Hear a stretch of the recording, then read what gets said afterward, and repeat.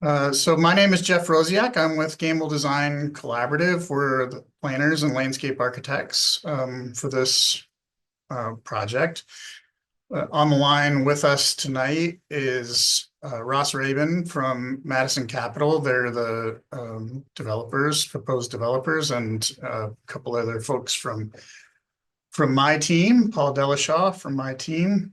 Um, and this is a proposed development plan for the corner of I-65 and Goose Creek bypass.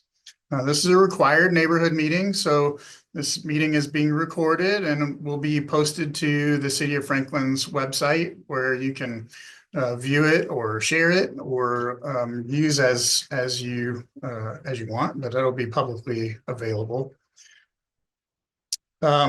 So this site is at the corner. If everybody can see my mouse, and I may use the annotations tool here and there to kind of draw on the screen, but this site is at the corner of I-65 and Goose Creek bypass. This is I-65. This is the I-65 interchange off ramp.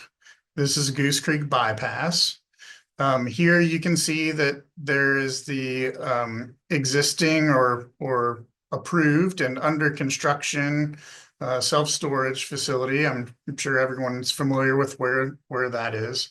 Our proposed development is to the south and potentially screening that that self-storage facility that's under construction right now today.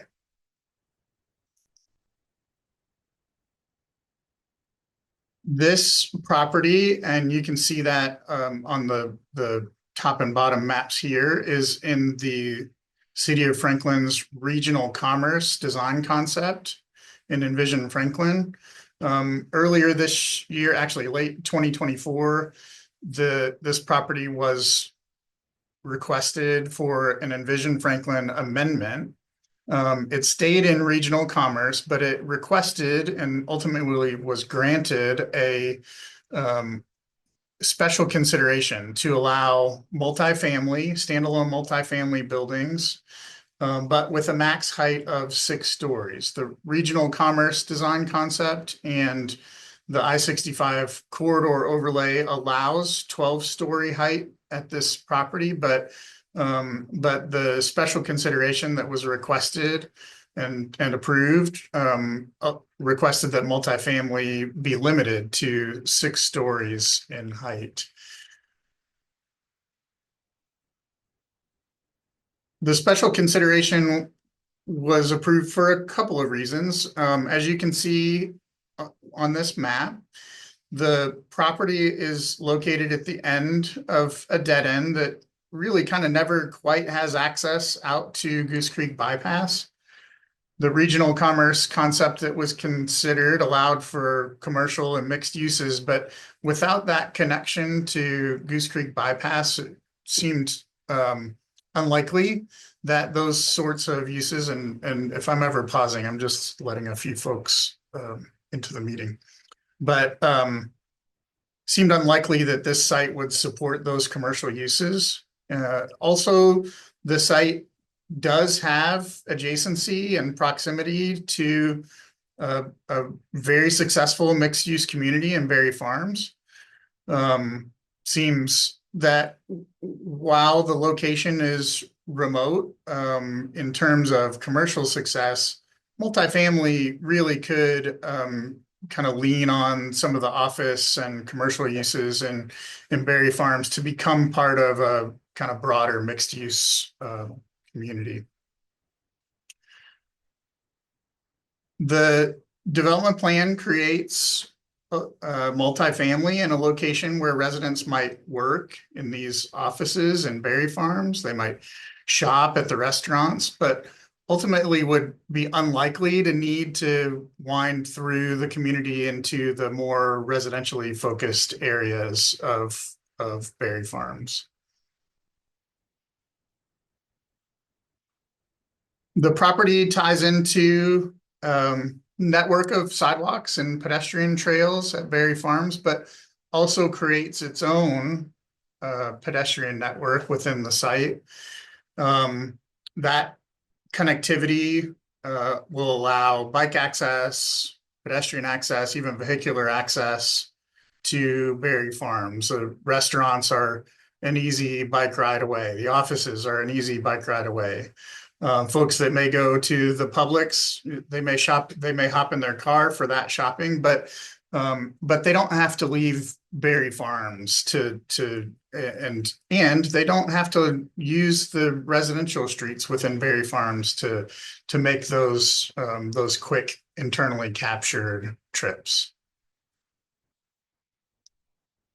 On this slide, you'll see some of the existing conditions. Again, here at the corner of I-65 and Goose Creek Bypass, we're bounded by I-65 to the east, Goose Creek Bypass to the south. We've got floodway and floodplain to the west, and that self-storage facility that's under construction to the north. The proposed development is about 4.6 acres on the south side of that self-storage facility. The plan contemplates 5 stories, where 12 stories was permitted under RC 12, and that the location of these buildings again kind of creates some visual screening for the self-storage facility that's under construction and for our own parking that's proposed as part of the project. The plan includes amenities in the building, such as fitness center, co-working spaces, some communal spaces. On the site, there's a dog park and pool. So this doesn't lean on Berry Farms for those types of amenities. But does have that adjacency and proximity for these residents to support some of the commercial uses in Berry Farms. As mentioned, that building location kind of provides massing and screening for the self-storage facility here. When it came time to dig into the architecture of the buildings, we really started by studying Berry Farms. And what we saw in Berry Farms was use of brick and painted brick, hardy siding, use of earth tones to kind of bring down the scale and massing of the buildings. We saw lots of balconies used to create relief in the facades of the buildings. So while the proposed architecture is still early on in the design process, you can see the inspiration from the Berry Farms architecture. These materials are primarily brick and hardy siding. We're using those earth tones that you saw also in Berry Farms.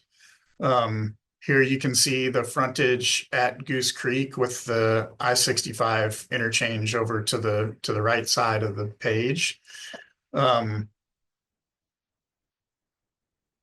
And here you can see that building that's along the I-65 frontage. You can also see how we're screening our parking and that self-storage facility. You can see how the massing and locations of the building opens up to the hard corner and creates some community open spaces. Those community open spaces and the residential dwellings that open up to the sidewalks where there are direct connections to the sidewalks and really activate and create pedestrian activity on the ground floor. You can see again where that parking would be kind of screened back here behind. So we are early on in our process. We anticipate submitting this development plan in June, and that would potentially have us at the Planning Commission as soon as July of this year. With that, we're happy to answer any questions that you may have. You're welcome to just kind of take yourself off of mute or press the space bar to speak and ask any questions.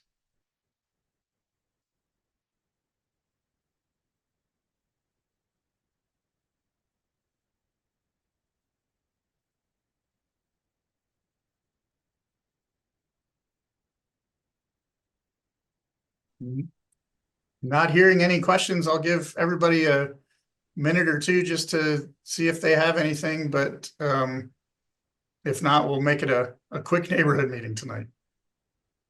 Jeff, hey, this is John Hopkins. I'm with the architect team, and I just wanted to say, in terms of the parking deck, it's a tabletop deck, which means there's a lower level you get to from a lower grade, and an upper level that you get to from a higher grade, and it's all flat. There's no internal ramping, and so kind of what you would see from the road is it's just going to look like it's not even going to look like a parking deck.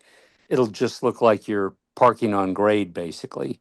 There's a little bit that you might see on the south side, but it's really going to be screened by the building. Yeah, So, thanks, John. yeah. And I see, Ned, where you asked that question in the chat. Thanks for that. There was also a question about traffic study. Traffic study has been started and submitted to the city. We're coordinating with the city to get that approved, but that's still under review.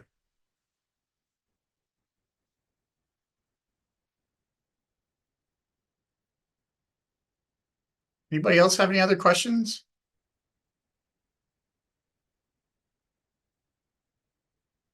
Hi, Melissa. So yeah, the recording will be posted to the City of Franklin's website under neighborhood meetings, and you can access the recording there.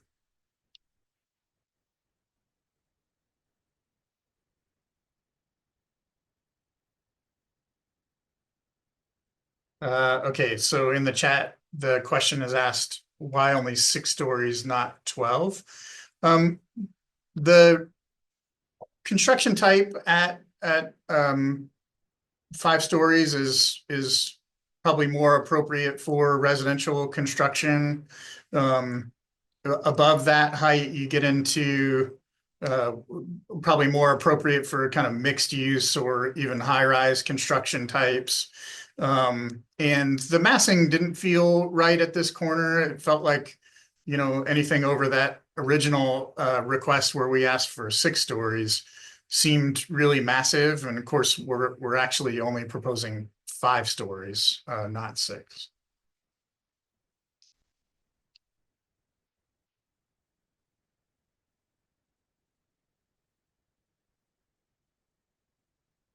Again, anybody that has any questions, feel free to take yourself off mute or post to the chat.